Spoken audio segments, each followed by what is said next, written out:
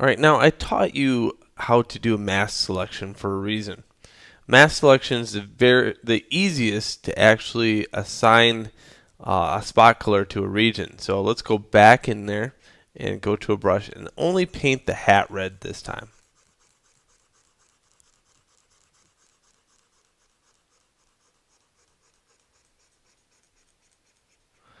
There's several methods to do this, but this is by far the fastest and the simplest to understand. So that's why I chose to do this method. You're probably wondering if you could take a color that was already on him and turn it into a spot. And certainly there are ideas behind that. You could probably do that. You could do it with the select color tool up at the top under select color range, and you could probably do it that way. It's a very hard way to do it because you have to get the selection perfect, however.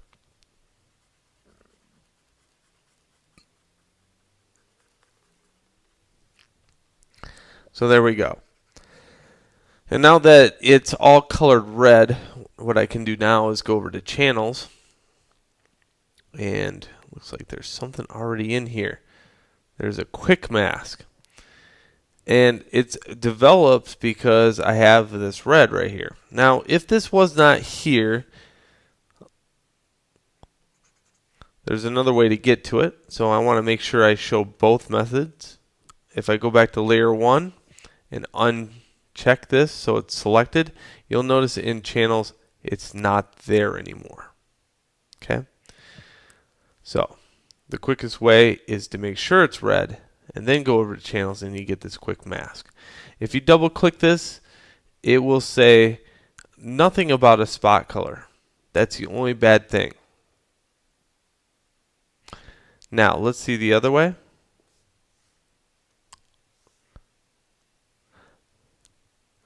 If I go into the channels and click this button, it'll make that alpha, and this time it's called alpha 1.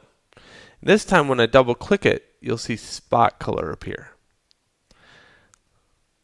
I'm going to say this is maybe a blue spot.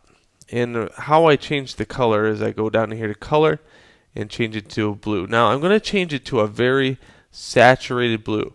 Does it really matter? No, because in all actuality, you're going to be mixing this color by hand.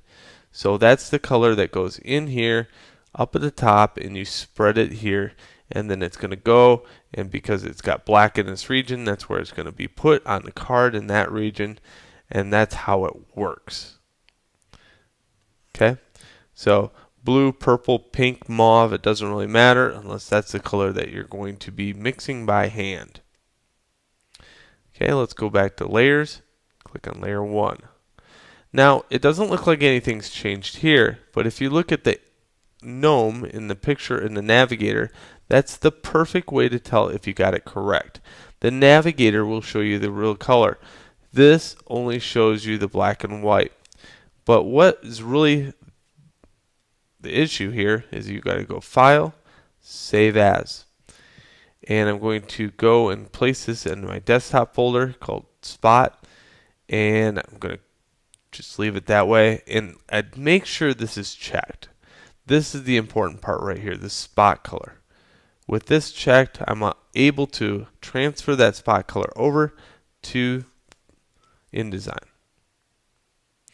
Okay, now let's go into InDesign and make a box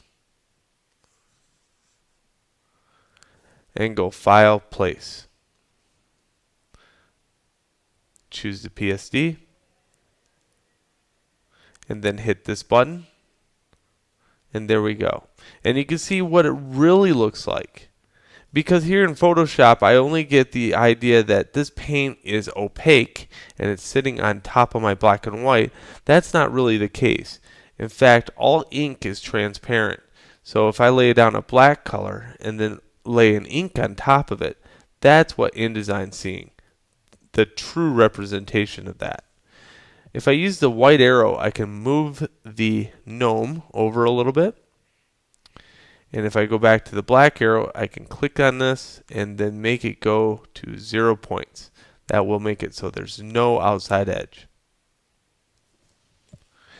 If I click Alt and zoom in, you'll see that this is a very poor representation of the gnome, and that's because it is on preview. To go to View, go to High Display Performance, High Quality Display, we'll fix the gnome up. Now he's in perfect resolution. Now in the next video, I want to show you how to preview separations and how to transfer more separation or more spot colors over to a document using two PSDs. Alright, and that's in the next video.